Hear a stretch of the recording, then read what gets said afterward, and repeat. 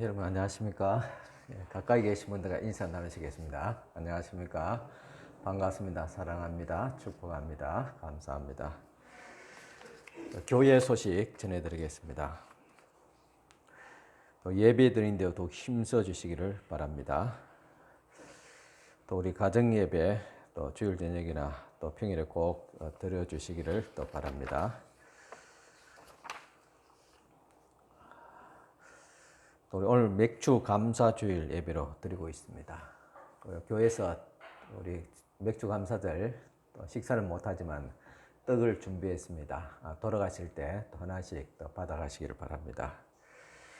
지금 7월달 예배는 각 구역별로 지금같이 드리고 있습니다. 또 성경 주보 문제와 성경 일독에 또 참여해 주시기 바랍니다. 연말에 시상이 있습니다.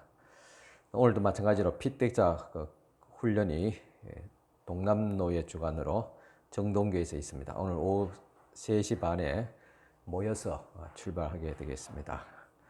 또 교회 학교 여름 행사 사역입니다. 유초동부는 7월 17일, 18일 주일과 그리고 그 다음 주일 24일과 25일 또 토요일 주일 두 번에 걸쳐서 또 성경학교를 하게 되겠습니다. 또 중고동부 청년부는 연합에서 8월 6일과 7일 금토 이틀간 위미션 온라인 수련회에 참여하게 되겠습니다. 또 우리 전도지와 전도 물품이 구비되어 있습니다. 또 여러분 또 필요하신 분들은 또 최영용 목사님 앞으로 받아서 더 많이 사용하시기를 바랍니다. 또 성김이 있습니다.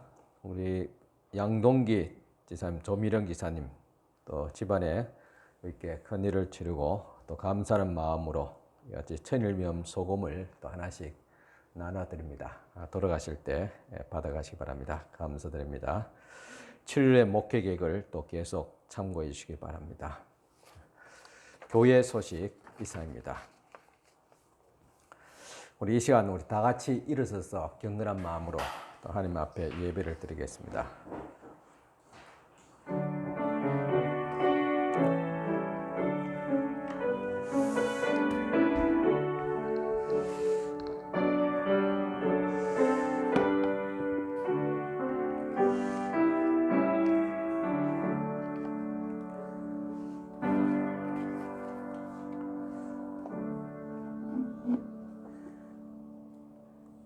여호와의 산에 오를 자 누구며 그의 거룩한 곳에 설 자가 누구인가? 곧 손이 깨끗하며 마음이 청결하며 뜻을 허탄한 데 두지 아니하며 거짓 맹세하지 아니하는 자로다. 아멘. 하나님 아버지 감사합니다. 지난 한 주간도 많은 비와 또한 코로나 재확산을 통해서 마음이 분주하고 어두운 가운데 있었지만은 오늘 이 주일날 또 이 아침에 청명한 날씨를 주시고 또 주님 앞에 또 한결 가벼운 마음으로 나와 예배케 하여 주시니 감사를 드립니다. 하나님께서 오늘 이 시간도 이 맑은 날씨 같이 우리의 마음을 청결하게 하여 주시고 또한 거룩하게 하여 주시옵기를 원합니다. 오늘도 우리 마음에 있는 모든 무음과 어두운 것, 더러운 것들을 다 깨끗하게 씻으시고 주님 앞에 더 기쁜 마음으로 기꺼이 나아가는 예배가 되게 하여 주시옵소서. 오늘 이 시간도 주님 앞에 나와서 우리의 몸과 마음과 정성을 투명하게 주님 앞에 드릴 때 주님을 만나는 하나님의 은혜를 체험하는 귀한 시간 되어지게 하옵소서. 이 시간도 주님 앞에 감사하며 귀한 예물들 올려드립니다. 먼저 10의 1조 예물 주님 앞에 드립니다. 주님께서 기쁘게 받아주시고 이 첫 예물을 드리는 귀한 손길들, 첫 예물을 드렸음에 모든 물질들이 더 거룩하며 온전하게 하옵시고 손실이 없도록 하옵시고 더 풍성할 수 있도록 약속하신 물질의 복까지도 다하여 주시옵기를 간절히 바라곤 합니다. 특별히 오늘 맥주 감사 주일을 맞이해서 주님 앞에 감사의 예물들을 올려드립니다. 주님께 드리는 이 모든 손길들을 주께서 기억하여 주시옵기를 원합니다. 감사하는 마음으로 기꺼이 주님 앞에 정성을 드리는 귀한 이 손길들 주께서 축복하여 주시옵소서. 반년 또 코로나 위기 가운데 살았지만은 저희들의 건강과 안전과 교회를 지켜주시고 저희의 사업도와 가정과 자녀들을 돌봐주신 하나님의 은혜에 깊이 감사하며 우리가 주님 앞에 또 물질로 주님 앞에 우리의 정성을 표합니다. 하나님께서 기쁘게 연락하여 주시고 또 남은 이 한 해도 하나님의 은혜로 하나님의 인도하심으로 하나님의 보호하심과 축복하심 가운데서 살아갈 수 있도록 도와주시옵소서. 또 주님 앞에 각종 귀한 주일 헌금, 목적 헌금을 드립니다. 이 모든 손길들을 다 기억하여 주시고 저희들에게 복을 다하시되 믿음의 복을, 건강의 복을, 물질의 복까지도 다하여 주시옵소서. 예수님 이름으로 축복하며 기도드리옵나이다. 아멘. 네, 다 앉으시기 바랍니다. 이제 우리 최주영 지사님 모여서 찬양 드리겠습니다.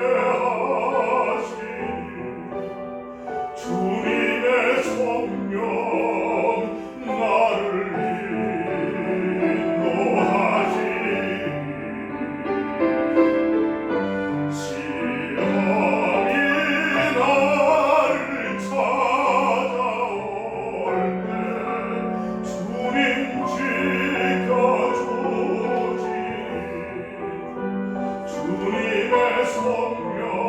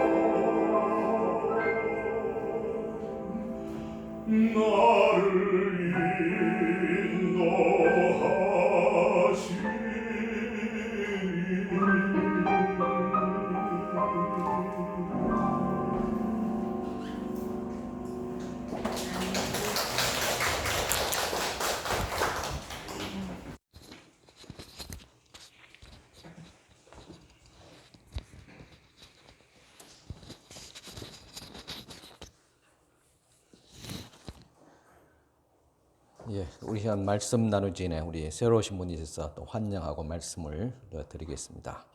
우리 박명옥 씨, 예, 그 자리에 좀 일으키기 바랍니다. 예, 저에게 이렇게 또 출석하시고 또 등록하셨습니다. 예, 다 같이 박수로 또 환영합니다. 감사합니다. 예, 예배 마치고 모양실로 또 안내해 주시기 바랍니다. 앉으시면 되겠습니다.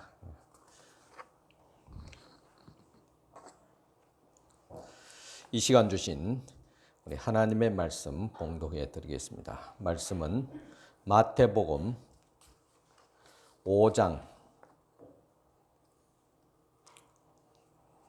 8절 말씀, 한 절 말씀 제가 읽어 드리겠습니다.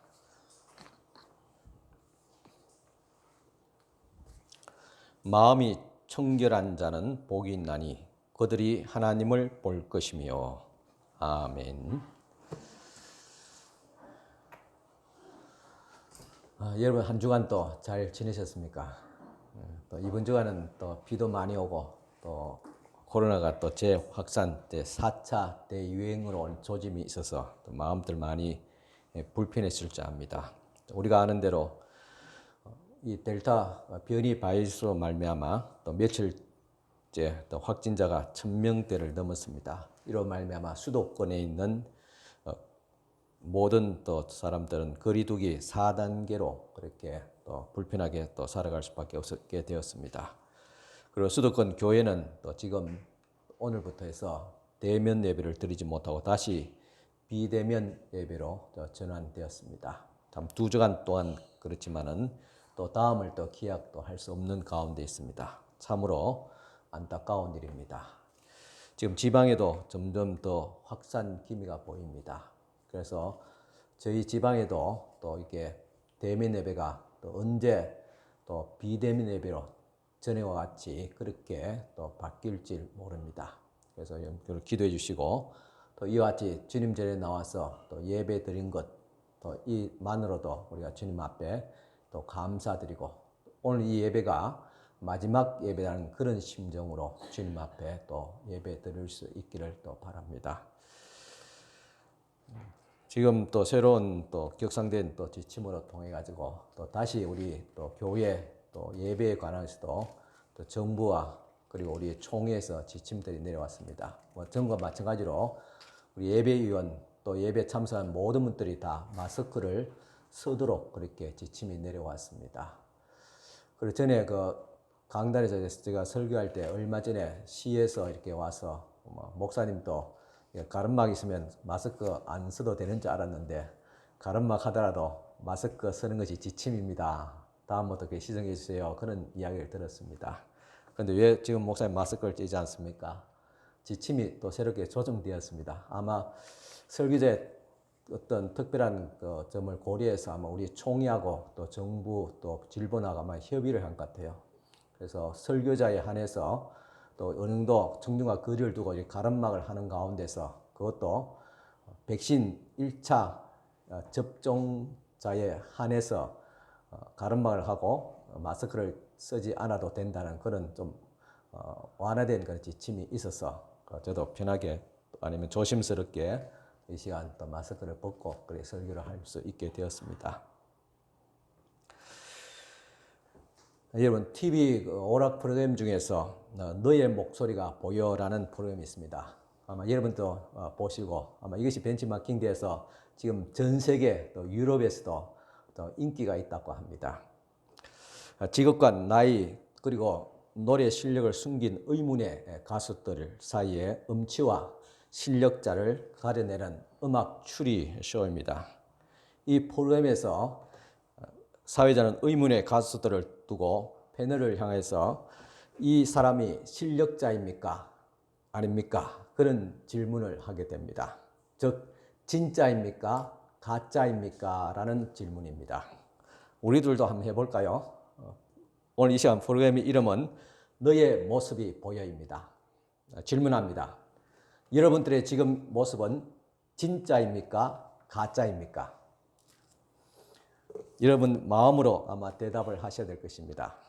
오늘 말씀 마태복음 5장 8절 마음이 청결한 자는 진짜 나의 모습입니다.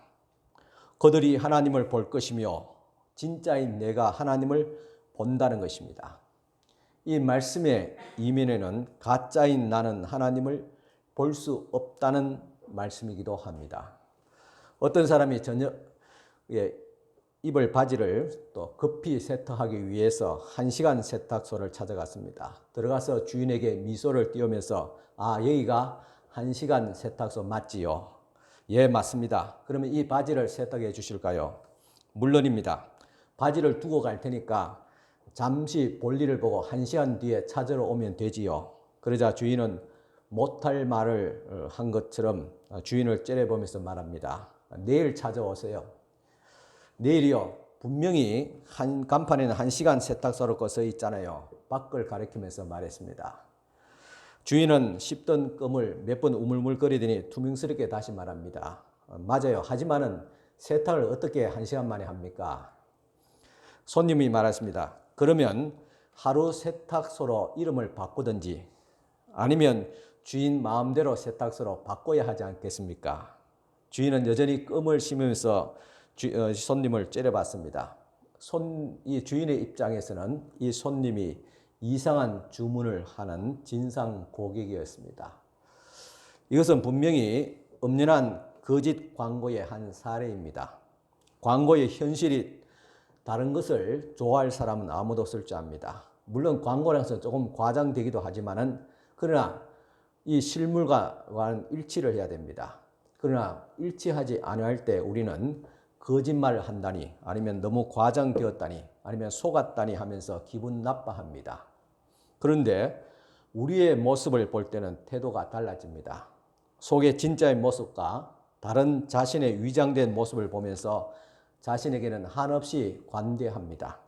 그런데 왜 사람들이 거짓말하고 거짓된 모습을 보여주고 있습니까?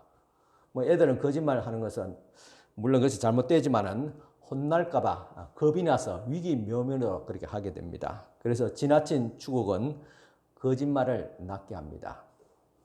또 많은 사람이 진실된 자신의 모습을 대해서 거부를 당할까봐 거짓된 모습을 보여주게 됩니다. 그리고 다른 이에게 자신의 가장 아름다운 면만 보여주기를 원합니다. 그래야지 그들이 인정해 줄 가능성이 조금이라도 더 높아지기 때문입니다.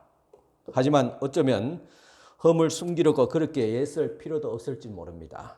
어쩌면 사람들이 우리의 있는 모습 그대로 좋아할 줄 모릅니다. 심지어 오히려 흠 때문에 우리에게 더 끌릴 수도 있습니다. 나도 그래. 나도 똑같은 문제를 가지고 있어. 동지를 만난 것 같아 기쁘다. 그렇게 사람들이 진심으로 말해줄 수도 있습니다. 하지만 우리는 그런 모험을 원치 않습니다. 우리는 자신의 흠을 좋아하지 않고 또 남에게도 보여주고 싶지 않습니다. 그래서 우리는 어떻게 하든지 남들에게 좋은 모습만 보여주려고 애를 쓰게 됩니다. 이제 예수님이 산허리에서 전하신 팔복의 설교로 돌아갑니다. 예수님은 천국이 밑바닥에 있는 자들, 그리고 상석이 아니라 말석에 앉은 자들, 교만하고 강한 자가 아니라 심령이 가난한 자가 복이 있다고 말씀하셨습니다. 고압적인 자들이 아니라 순하고 부드러운 편에 있는 자들이 복이 있다고 말씀하셨습니다. 팔복의 말씀에서 예수님은 외면과 내면의 차이점에 관해서 많은 말씀을 하셨습니다. 그분의 말씀에 따르면 하나님께서는 내면에 있는 진짜 우리의 모습을 중요하게 여깁니다. 예수님은 남에게 보이기 위한 그리고 보이는 그런 부분들을 이와 같이 참 가꾸고 그리고 때론 숨기는 사람들이 많지만은 하나님은 우리 마음속에 들어와서 진짜의 모습을 보신다고 말씀하셨습니다. 그래서 예수님이 이렇게 말씀하셨습니다. 마음이 청결한 자는 복이 있나니 그들이 하나님을 볼 것이며, 마음이 청결하다는 것은 마음이 깨끗하다는 말입니다. 마음이 깨끗하다는 것은 마음에 분수물이 없다는 것입니다. 그러면 마음의 분수물이 무엇입니까? 바로 거짓이고 위장입니다. 거짓이란 무엇입니까? 겉과 속이 다른 것입니다. 예를 들어서 속은 까만데 입으로는 희답고 말한 것입니다. 마음이 청결하다는 것은 겉과 속이 일치하는 겁니다. 까마면 까만 대로 이야기하고 희면 희답고 이야기할 수 있는 것, 그것이 바로 하나님이 원하신 것입니다. 물론 하나님은 우리가 의롭게 살아가기를 원합니다. 그렇지만 우리는 의롭지 못합니다. 왜냐하면 우리에게는 죄가 있고 주님 앞에 범죄했기 때문입니다. 그럴지라도 내가 죄인입니다. 속에 더러운 죄가 있습니다. 라고 고백하는 것, 이것이 바로 겉과 속이 같은 것. 주님 보시기에는 마음이 청결한 자입니다. 이와 같이 하나님은 마음이 청결하기를 원하십니다. 나의 인생 끝에서 하나님을 만난 사람은 남들에게 잘 보이려고 애쓰지 않습니다. 왜냐하면 그는 하나님이 자신의 진짜의 모습을 보신다는 것을 잘 알기 때문에 거짓된 그 모습을 꾸미려고 애쓰지 않습니다. 여러분들의 마음은 청결합니까? 혹시라도 내 마음에 분수물이 섞여 있지 않습니까? 청결한 것은 이와 같이 이물질이 섞이지 않았다는 뜻입니다. 이 분수물이라는 것은 거짓된 마음, 위선을 말한다고 했습니다. 그래서 청결한 마음은 진실한 마음이라고 할 수 있습니다. 예수께서 말씀하신 이 청결한 마음은 추악한 모습, 그리고 거짓된 모습을 숨기지 않는 정직한 마음, 깨끗하고 그리고 참 거룩한 자를 일컬어서 하는 말이 아닙니다. 비록 우리가 속되고 우리 마음에 죄가 있을지라도 숨기지 않는 정직한 마음을 말하고 있습니다. 마태복음 6장에서 예수님은 또다시 마음의 청결에 관해서 말씀하셨습니다. 6장 1절 사람에게 보이려고 그들 앞에서 너희 의를 행하지 않도록 주의하라. 그리하지 아니하면 하늘에 계신 너희 아버지께 상을 받지 못하느니라 했습니다. 나의 끝에 하나님을 만난 사람은 인간의 공허한 칭찬에 대해서 미련을 가지지 않습니다. 대신에 하나님만을 기쁘시게 하기 위해서 노력합니다. 사람 아닌 하나님께 받을 상을 바라보면서 말입니다. 인생의 무대에서 다른 사람의 비평이나 평가에 대해서 마음의 문을 걸어 잠그고 오직 하나님 한 분만을 위해서 문을 여는 사람, 그리고 무대에서 연기하는 사람, 바로 그 사람이 자신의 끝에서 하나님을 만나는 복이 있는 사람입니다. 교회 학교에서 예나 지금이나 변하지 않는 것이 하나 있습니다. 그것은 주일 예배당에 안에서 아이들이 교회 생활을 얼마나 잘 하는지 한눈에 보여주는 표가 있습니다. 뭔가 잘했을 때 그 표에 스티커 하나씩 붙여 올라갑니다. 예를 들어서 출석을 잘할 때, 또 헌금을 했을 때 스티커 한 장을 받습니다. 또 성경책을 가져오거나 또 작은 봉투에 헌금을 담아오는 것도 각 스티커 한 장씩입니다. 또 친구를 데려오면 스티커를 여러 장 그렇게 받았던 걸로 기억합니다. 지금 와서 가만히 생각해 보면 아주 작은 별 스티커 한 장, 그것도 요만한 손톱만한 그런 한 장에 불과합니다. 지금과 같이 그것을 모아가지고 평가해서 월말에 또 화려한 달란트 잔치하는 것도 없었습니다. 하지만 이 스티커에는 승부욕을 일으키는 그런 힘이 있습니다. 인간은 원래 경쟁하는 존재이기 때문에 그렇습니다. 그래서 아이들이 종이를 자기 이름에 이 스티커 한 장 한 장 붙여가는 것을 굉장히 좋아하고 그리고 남들보다도 더 많이 붙이려고 애를 썼습니다. 이것이 우리의 본성입니다. 이 별 스티커는 아이들에게 좋은 신앙 습관을 길러주는 탁월한 전략이었습니다. 그래서 지금도 그렇게 사용하고 있습니다.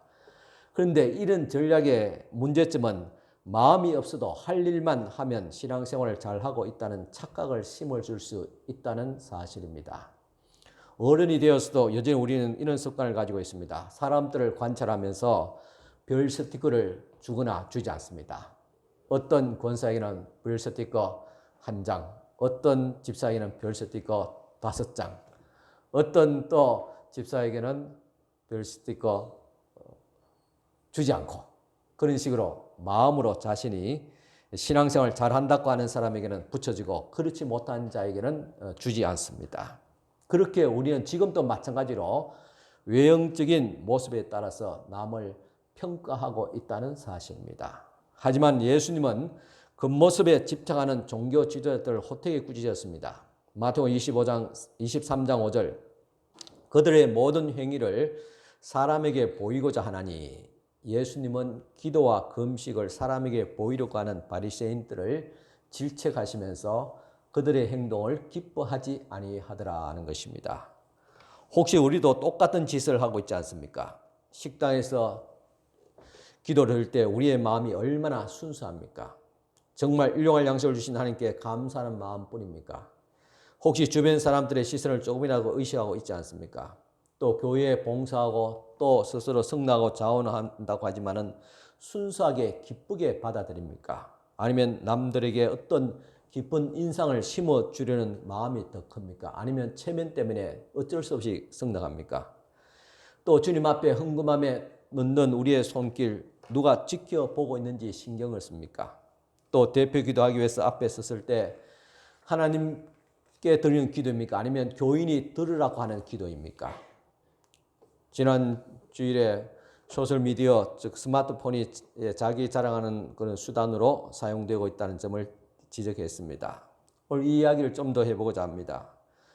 그러나 먼저 이와 같이 제가 이 소셜미디어 자체를 반대하는 것은 아닙니다.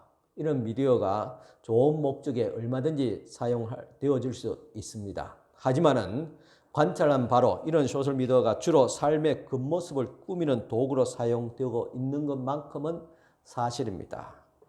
페이스북이나 안 그러면 이와 같이 인터넷을 통해서 또한 스마트폰 같은 것들이 하나님의 나라의 유용한 도구로 사용될 수 있기는 하지만은 그것에 관해서 깊이 고민하면서 기도할 필요성이 있습니다. 현대인들이 남의 의견에 집착하는 데 쓰이는 이 소셜미디어, 스마트폰의 영향이 크기 때문입니다. 여러분들의 가족이 예를 들어서 여행을 다녀왔습니다. 분명히 스마트폰에 올리는 게 있을 것입니다. 행복에서 또한 가족들과 함께 단란하게 보이는 그런 가족의 모습 당연히 올려야 됩니다. 그러나 해변길로 가는 길에 서로 다투는 차 안에서의 장면들은 절대로 올리지 않습니다. 우리는 서로의 눈을 지그시 바라보면서 사진과 함께 또 찍은 사진과 함께 나는 남편과 주말 데이트를 했다는 제목으로 사진을 한 장 올립니다. 또 글을 올립니다. 그 글로 통해서 우리는 좋은 부부라는 사실을 이렇게 자랑합니다. 하지만은 누구도 월요일 날 아침 사진과 글은 올리지 않습니다. 바쁜 출근길에 서로에 대해서 짜증을 부리는 두 사람의 모습은 올리지 않습니다. 우리가 목가적인 소셜미디어 풍경의 이면에 진짜 우리의 모습에는 사랑의 노래가 아니라 또 자랑이 아니라 기도가 필요한 사람들이 많습니다. 밀린 카드 대금이 있다든지 아니면 풀리지 않는 갈등들 그리고 방황하는 자녀들 물론 이것을 꼭 숨기려고 특별히 노력하는 것은 아닙니다. 단지 우리의 삶의 좋은 면만 나누고 싶기 때문입니다. 하지만 아무리 봐도 이 스마트폰이나 컴퓨터 화면이 진실성보다는 눈에 보이는 겉모습을 더 중요시하는 풍조를 부추기고 있다는 사실입니다. 예전에는 성탄 카드가 좋은 자랑거리였습니다. 그리고 가족의 사진, 달라는 가족을 사진 보면서 우리의 자녀다 아니면 우리의 손주다 하면서 온 가족이 웃고 있는 것이 얼마나 이렇게 행복하게 보이지 하면서 자랑을 했습니다. 그런데 요즘은 스마트폰 덕분에 성탄节아니라 매일 아니 시간마다 우리의 행복한 모습들을 자랑할 수 있게 되었습니다. 이 소셜미디어에 중독되면 우리의 삶의 초점이 흐려지게 됩니다. 이제 자기의 좋은 모습만 온 세상에 과시하는데 시간을 허비하게 된다는 사실입니다. 지금도 아마 바리새인이 있다면 이런 소셜미디어 스마트폰을 적극 활용했을 것입니다. 이번 이 주간에도 2번이나 금식을 했다. 나는 헌금을 이렇게 많이 했다. 나는 오늘 또 성경을 10장씩이나 읽었다. 그리고 선행을 이렇게 많이 했다. 이런 글을 올리면 참 잘했어요. 참 훌륭합니다. 어떻게 그렇게 할 수 있어요? 라는 댓글들이 줄줄 올라오게 됩니다. 그러면 한 수 더 뜹니다. 별거 아니에요. 평소에 늘 하는 것이에요. 요즘 또 어떤 바리새인은 제가 어떻게 그리고 울면서 회개하고 있는지 실시간으로 올려드리겠습니다. 그리고 댓글 다는 것을 잊지 마세요.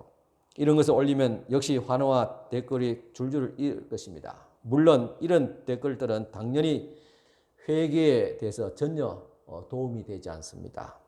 여러분이 이 소셜미디어 또 스마트폰이나 컴퓨터에 올린 이 삶이 얼마나 중요합니까? 그리고 이것이 마음의 청결과 무슨 상관이 있는지를 우리는 분별해야 됩니다. 이 소셜미디어가 우리 인생의 끝에 이르게 도와준다면 좋겠지만은 현실은 그렇지 않습니다. 이 소셜미디어는 우리로 하여금 행복하게 연기를 하게 만들고 연기하는 삶은 또 우리 자신에게도 지독히 피곤하게 만듭니다. 존 스토트라는 분이 이런 이야기를 했습니다. 연기하는 삶의 문제점을 꼬집으면서 실제 삶과 남들에게 보이는 삶이 일치하는 사람이 얼마나 적은가. 우리는 상황에 따라 다른 가면을 쓰고 다른 역할을 연기하고 싶은 유혹을 느낀다. 하지만 그것은 실제가 아니라 연기이다. 연기는 곧 위선이다. 거짓 껍데기로 삶을 철저하게 포장하는 바람에 어떤 부분이 진짜이고 어떤 부분이 가짜인지 본인도 알 수 없는 지경에 빠진 사람이 많다 했습니다. 아마 너의 모습이 또 너의 노래가 목소리가 보여라는 이런 쇼는 이런 우리의 사람의 심성을 잘 이용한 것 같습니다. 어느 것이 진짜인지 가짜인지 흥미를 느끼게 하고 그것을 밝혀내기 때문입니다. 예수님은 실제 삶과 남들에게 보이는 삶을 일치시키라고 촉구하십니다. 그분은 이런 상태에 대해서 마음이 청결한 자라는 표현을 쓰셨고 이렇게 사는 사람들에게 풍성한 복을 주신다고 약속을 하셨습니다. 어떤 사람은 외모에 지나치게 신경 씁니다. 그렇게 신경 쓰는 사람은 또 다른 사람의 외모에도 마찬가지로 관심과 신경을 쓰게 됩니다. 그래서 저는 외모에 좀 별로 신경 쓰지 않으려고 하는 편입니다. 그렇게 하기 쉽지 않습니다. 그래서 머리카락도 어중하는 것보다는 좀 짧게 시원하게 깎고 싶고 옷도 그냥 좀 단촐하게 좀 심플하게 입고 다니고 싶습니다. 그런데 집사람은 자꾸 좀 더 신경을 쓰라고 합니다. 그래서 머리 스타일도 신경 쓰고 피부 관리에도 좀 신경 쓰고 또 옷 입는 것도 신경 써서 입으라는 것입니다. 아마 이해가 됩니다. 소위 목사답게 그렇게 꾸미라는 것입니다. 여러분, 목사가 목사답게 꾸미면 목사입니까? 속이 목사야지 목사이지 않습니까? 하지만은 사무엘상 16장 7절에 보면 사람은 외모를 보거니와 나 여호와는 중심을 보느니라는 말씀이 있습니다. 사람은 외모를 보기 때문에 어쩔 수 없이 외모는 어느 정도 꾸미고 살아야 되는 필요가 있습니다. 하지만은 중요한 것은 하나님은 속마음을 보신다는 사실을 우리는 명심해야 될 줄 압니다. 하나님은 예배와 관계에서 모든 것에서 진정성, 진실을 원하십니다. 하나님은 남들 앞에서 보이는 삶과 실제 삶이 일치하길 바랍니다. 여기에 앉아 계신 여러분들의 모습과 가정에서 자녀들에게 비춰주는 모습이 일치하기를 원합니다. 여러분들이 겉을 아름답게 참 깨끗하게 단장하고 올려놓으셨지요. 이런 모습과 여러분 미안합니다. 주부들의 냉장고 속의 모습이 일치하길 바랍니다. 여러분들의 안방의 모습이 일치하길 원합니다. 예수님은 이런 외적인 모습이 더 중요하다고 생각하는 자들에게 오히려 화가 있다고 말씀하셨습니다. 외모만 보고 남을 평가하는 자에게 화가 있도다. 신앙의 행진을 마치 레드카펫에 또 우리 참 쇼같이 그렇게 변질시키는 자들이 화가 있다 했습니다. 또한 기도하고 하나님과 교제하는 데 힘쓰기보다는 겉모습에 정신이 팔려서 멋을 부리는 자에게 화가 있다고 말씀하셨습니다. 여러분 비행기를 타보셨지요? 그 가운데서 1등석을 타보셨습니까? 저는 아직 한 번도 1등석을 타보지는 못했습니다. 그런데 제가 1등석 안을 슬쩍 그렇게 한번 본 적이 있습니다. 그런데 1등석에 앉아있으면 저는 사람도 1등이 되어처럼 그렇게 보여야 된다고 생각하는데 그러나 그렇게 보이지 않았습니다. 열의 9은 1등석감이 아니었습니다.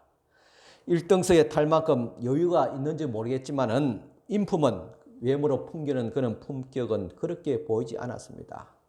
어떤 사람들은 일반석에 있는 사람보다 더 품위가 없어 보였습니다. 마태복음 6장에서 예수님이 속이 깨끗하지 못한 마음의 또 다른 예를 제시했습니다. 마태복음 6장 5절 6절입니다. 또 너희는 기도할 때 외식하는 자와 같이 하지 말라. 그들은 사람에게 보이렵고 회당과 큰 거리 어귀에 서서 기도하기를 좋아하느니라. 너는 기도할 때 내 골방에 들어가 문을 닫고 은밀한 중에 계신 내 아버지께 기도하라. 은밀한 중에 보시는 내 아버지께서 갚으시리라 했습니다. 당시 유대인들, 특히 바리새인들은 남들이 잘 보이는 곳에서 기도했습니다. 그리고 모든 상황에 맞게 또 미리 작성된 기도문을 읊었습니다. 이는 매우 편리한 그런 시스템이었습니다. 모든 상황에 대해서 성전에 들어갈 때 나올 때, 집에 들어가고 나올 때, 어떤 일터에서 또 아침에 일어나서 저녁에 또 잘 때 대한 기도문들이 있었습니다. 이렇게 미리 작성되었으니까 얼마나 편리합니까? 그리고 기도하는 사람이 준비할 것은 입밖에 없습니다. 그대로 읽으면 됩니다. 그리고 읽었을 때 나는 기도를 잘했다고 만족했습니다. 하지만 이런 기도에 대해서 예수님의 생각은 완전히 달랐습니다. 예수님은 사랑하는 사람과 대화하듯이 있는 그대로 하나님께 이야기하면 된다고 말씀을 하셨습니다. 기도할 때 우리는 영적인 표정과 목소리가 돌변할 때가 많습니다. 강대상에 아니면 또 대표 기도할 때 우리의 본 모습이 아니라 우리의 본 목소리가 이상하게 목소리가 톤이 바뀌고 또 색깔이 달라집니다. 그것은 우리가 있는 그대로 이야기하는 것을 어려워합니다. 사람들 앞에서보다는 우리가 하나님 앞에 서 있다는 것을 의식하면서 드려야 되는 기도인데, 그런데 반대로 사람들은 하나님 앞이 아니라 사람들 앞에 서서 기도한다고 의식하기 때문에 더 부자연스럽게 됩니다. 그래서 처음 만난 낯선 사람들과 이야기한 것이 딱딱하게 말하게 됩니다. 그러나 하나님은 그냥 우리에게 편하게 이야기하라고 말합니다. 멋있게 그렇게 애쓸 필요도 없다고 말합니다. 마치 절친한 친구와 말하듯이 있는 그대로 말하면 됩니다. 어떻게 들릴지 걱정하지 말고 그냥 솔직하게 이야기하며 기도하면 됩니다. 하나님은 진짜 우리에게 있는 모습 그대로 꾸밈 없는 모습 그리고 꾸밈 없는 기도를 원하시기 때문입니다. 우리가 외적으로 포장하는 모습은 우리의 내면의 모습과 일치하지 않습니다. 하나님이 요구하시는 것은 너무나 단순합니다. 있는 모습 그대로 와라. 제발 치장하지 말라. 미사 여구를 사용하지 말라. 포장하지 말라. 그냥 편하게 이야기하라. 진짜 너희의 모습을 보여라. 내 집이 곧 너희의 집이니 편하게 구르라. 그렇게 말씀하십니다. 우리는 가면을 쓰는 버릇이 워낙 몸에 깊이 배어있어서 좀처럼 예수님이 원하시는 이런 진정하고 친밀한 관계로 잘 나가지 못하고 있습니다. 만일 우리가 배우자에게 이런 식으로 포장한 모습을 보인다고 한번 상상해 보십시오. 아내는 남편 앞에서 항상 화장을 완벽하게 하고 남편이 일어나기 전에 화장대에서 자신을 이렇게 아름답게 꾸미고 예쁜 옷을 입은 채로 있어야 된다고 생각해 보십시오. 물론 요즘 그렇게 있는 사람 그렇게 많지 않겠지만은 남편도 절대 풀어진 모습을 보이지 않아야 된다고 그렇게 하고 자녀들 앞에서 떳떳하고 당당한 그런 가장으로 보여져야 된다고 늘 생각하며 긴장하며 살아간다고 생각해 보십시오. 두 사람은 마치 처음 만난 자리처럼 말실수라도 할까봐 조심스럽게 이야기를 합니다. 이렇게 된다면 결혼 생활이 얼마나 피곤하고 불만족스럽겠습니까? 몇 주 만에 서로가 아마 피하에서 어디론가 숨어버리고 싶을 것입니다. 부부가 대화를 합니다. 아내가 이런저런 이야기를 두서없이 편하게 말을 합니다. 그러면 남편이 여보, 이야기의 주제가 뭐예요? 무슨 말을 하려고 하는지 도무지 두서가 없어요. 이렇게 말을 한다면 두 사람의 대화는 끊기고 말 것입니다. 적어도 부부간에 또 친한 사람과의 대화는 논술 시험이 아니기 때문입니다. 저희의 설교는 기본적으로 서론과 본론과 결론, 형식을 갖추고 있습니다. 그렇지만 딱히 그렇게 논리적인 설교는 아니라고 생각합니다. 그러니까 어떤 딱 짜여진 형식에 매이고 있지 않습니다. 그렇게 매이고 싶지도 않습니다. 그래서 음식을 비유한다면 제가 하는 설교는 주방장의 의도로 만들어진 일품 요리가 아닙니다. 제가 의도한 대로 요리를 만들면 어떤 사람의 입에는 맞을 수도 있겠지만 어떤 사람에게는 맞지 않을 수도 있습니다. 그렇듯이 설교자의 의도와 목적에 의해서 잘 짜여진 설교는 모든 사람에게 맞지 않을 수가 있습니다. 왜냐하면 우리 성도들의 각자의 삶의 환경과 정황은 다르기 때문입니다. 그래서 저는 설교를 할 때 마치 비유한다면 뷔페와 같이 여러 가지를 진열해 놓습니다. 그래서 여러분들이 전부 다 이해하지 않아도 괜찮습니다. 다 취하지 않아도 됩니다. 다 취하려고 하면 오히려 배탈이 납니다. 설교를 들으면서 마음에 와닿는 몇 가지만 드시고 가셔도 괜찮습니다. 그런데 가지수는 많은데 먹을 것은 없다고 그렇게 말하시면 안 됩니다. 뭐 그 정도는 아닙니다. 지금 여러분 잘 드시고 계십니까? 계속 진열해 드리겠습니다. 우리가 결혼 생활에서 원하는 건 절대적인 평안함과 친밀함입니다. 부부는 민낯을 드러내고 흉터를 숨기지 않고 마음속에 있는 뭐든지 털어놓을 수 있는 사이여야 합니다. 그런데 왜 하나님께는 그렇게 다가가지 못하고 있습니까? 오늘 말씀 마음이 청결한 자는 복이 있나니 그들이 하나님을 볼 것이며, 여기서 하나님을 본다는 말씀은 내가 하나님을 본다는 말씀인데, 이 말씀의 이면에는 하나님은 이미 우리를 보고 계시다고, 우리를 잘 알고 계시다는 말씀입니다. 그렇기 때문에 우리는 적어도 그분 앞에 숨길 필요가 없습니다. 무장을 해제해야 됩니다.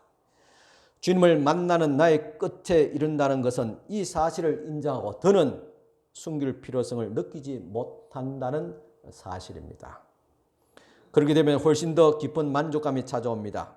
1인 2역 하는 것보다도 한 사람으로 살아가는 것이 훨씬 더 편하기 때문입니다. 거짓의 모습을 만들고 유지하는 것은 정말 피곤합니다.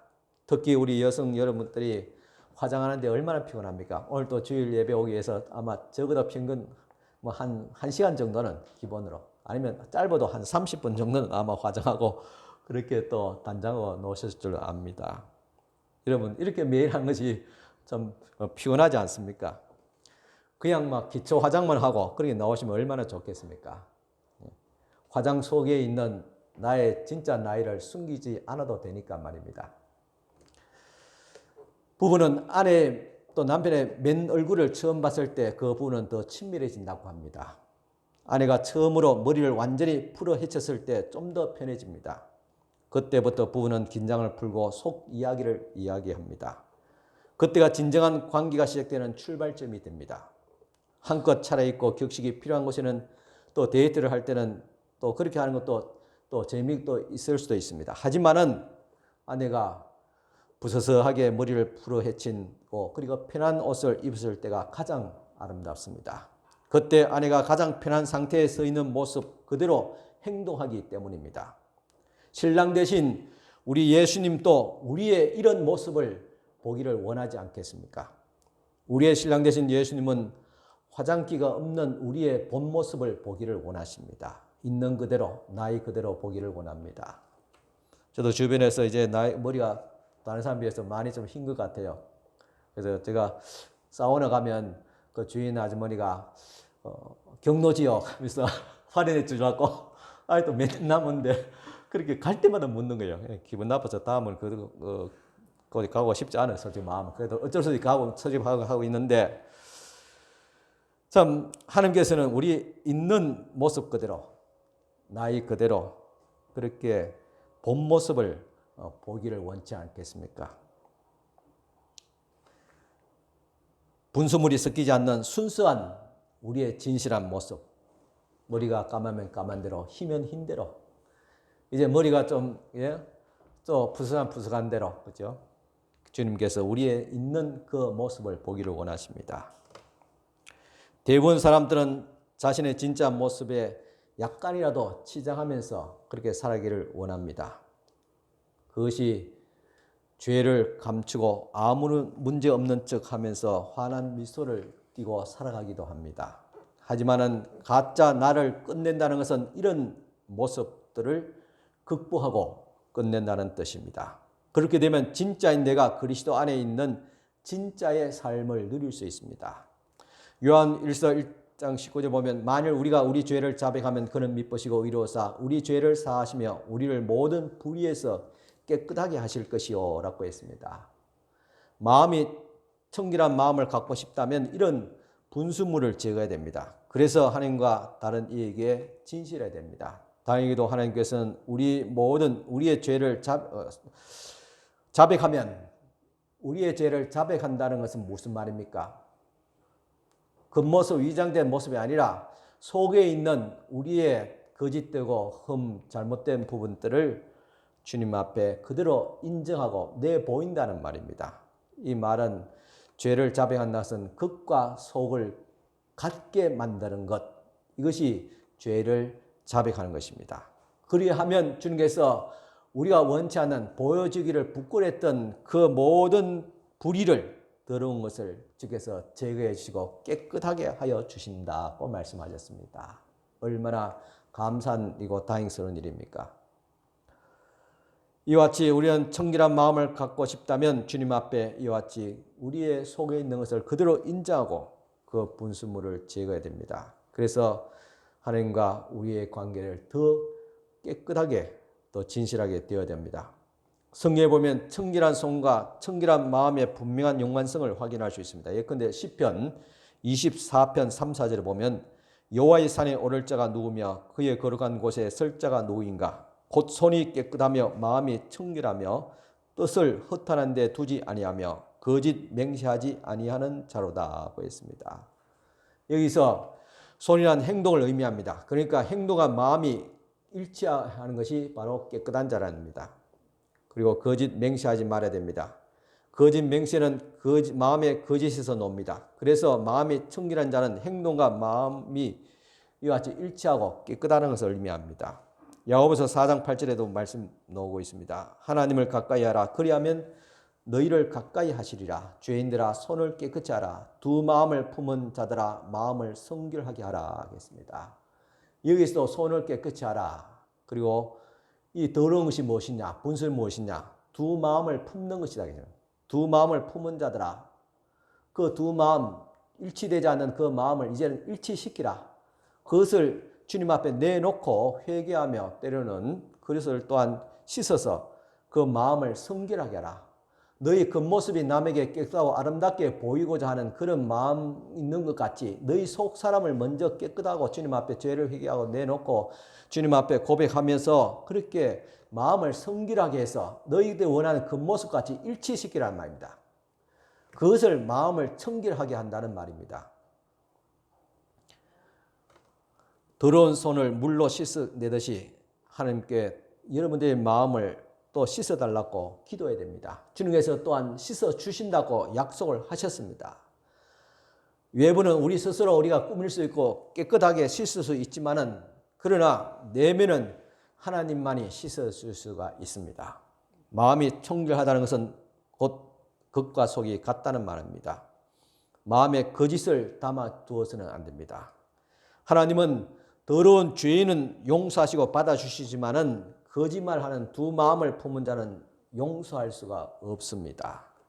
우리가 거짓말, 앞에서 말한 같이 너무 추궁하면 사람이 면피하기 위해서 거짓말을 한다고 했습니다. 그럼에도 불구하고 그런 상황을 만들지 말아야 될 뿐만 아니라 자신도 거짓말을 하지 말아야 됩니다. 왜냐하면 거짓은 하나님과 사람들 앞에 결코 바로 설 수 없기 때문에 그렇습니다. 우리의 죄를 인정하지 않으면 하나님도 용서하지 못합니다.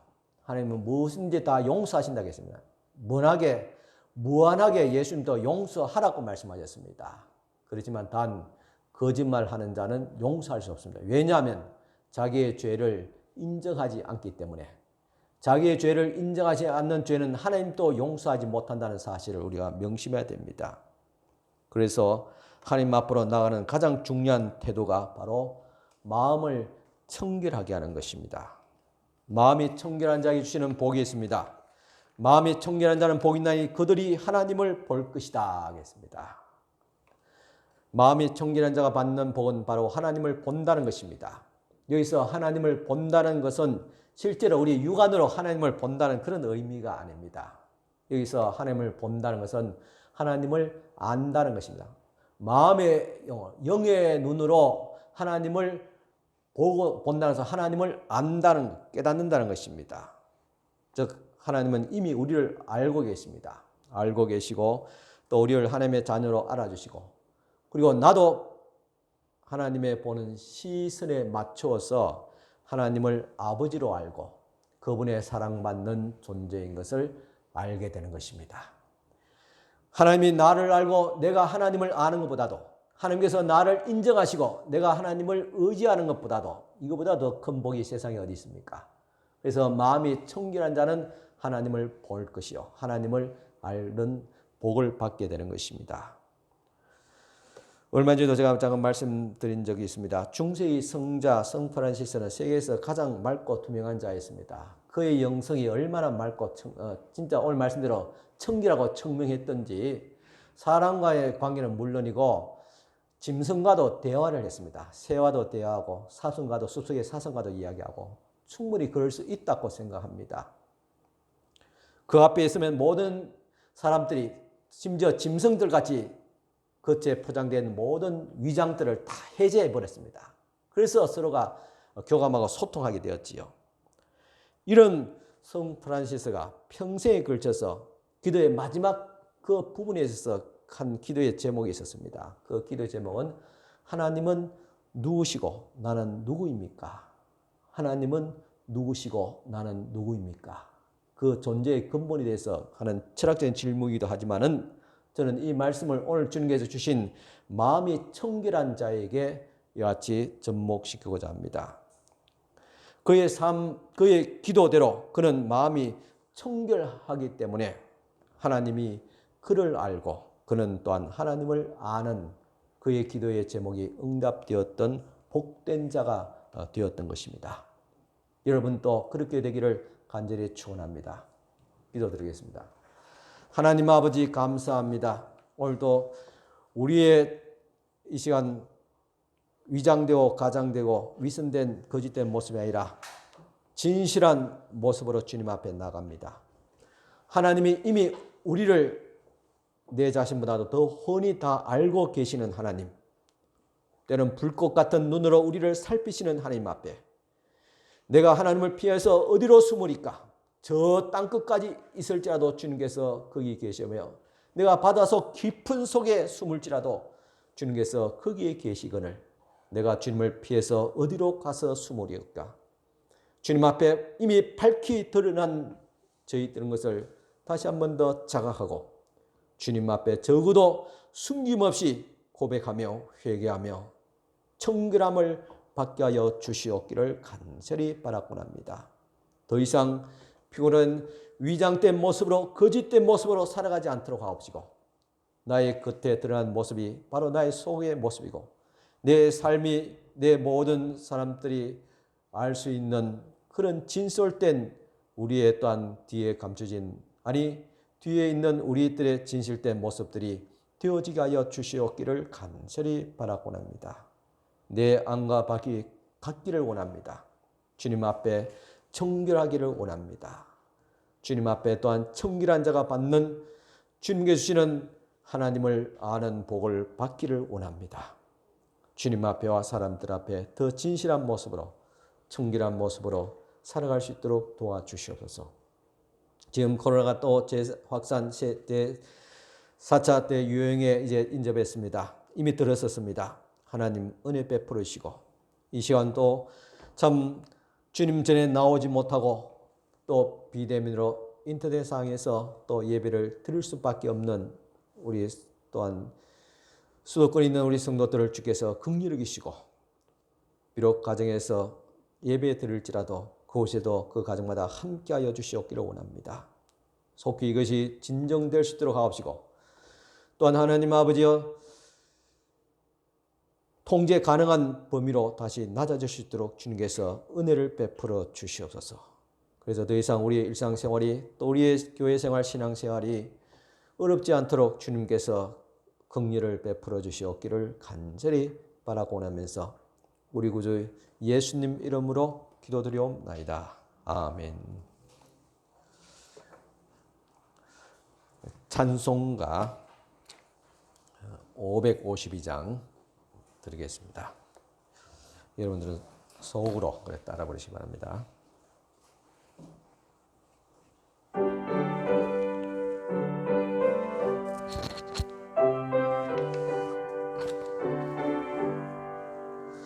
아침 해가 돋을 때 만물 신선하여라. 나도 세상 지낼 때에 햇빛 되게 하소서. 주여 나를 도우사 세월 호송 안고서 어두운 세상 지낼 때 햇빛 되게 하소서. 새로운 광음을 보람 있게 보내고 주의 일을 행할 때에 햇빛 되게 하소서. 주여 나를 보이사 세월 호송 안고서 어두운 세상 지낼 때 햇빛 되게 하소서. 한 번 가면 안 오는 빠른 광음 지날 때 귀한 시간 바쳐서 햇빛 되게 하소서. 주여 나를 보사 세월 호송 안고서 어두운 세상 지낼 때 햇빛 되게 하소서. 밤낮 주를 위하여 몸과 마음을 드리고 주의 사랑 나타내 햇빛 되게 하소서. 주여 나를 도우사 세월 호송 안고서 어두운 세상 지낼 때 햇빛 되게 하소서.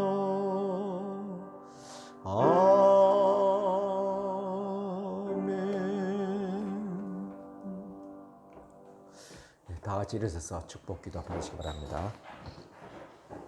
지금은 우리 주님 예수 그리스도의 은혜와 하나님의 크신 사랑과 성령님의 감화교통 충만하신 은총이 오늘도 주님 앞에와 사람들 앞에 좀 더 진실하고 또한 진정성 있게 또 청명하게 살아가기를 원하는 사랑하는 모든 우리 성도들 머리 위에 그리고 사랑하는 조국 대한민국과 온 인류 위에 지금부터 영원토록 함께 있을지어다. 아멘.